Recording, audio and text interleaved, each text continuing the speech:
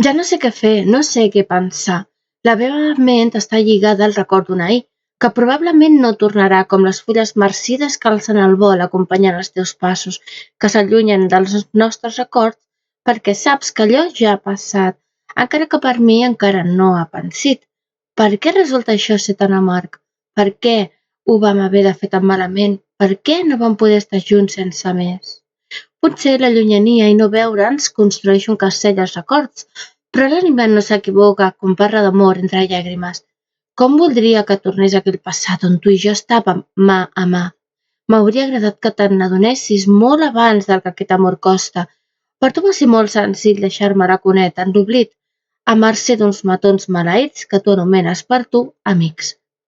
Desitjaria haver-me sentit segura i recordo el que tu em deies, però va ser el primer a trepitjar-me, pensant que era l'única manera d'ajudar-me. I per desgràcia, molt tard et vas adonar de tot allò que vas perdre. Un amor que llisca entre els teus dits i et diu et va cuidar a la seva manera amb cura. Tant de bo poguéssim recuperar allò, però no ets capaç de fer un pas i recuperar allò tan tendre que es va despertar als nostres endins. Digue'm, què seria millor?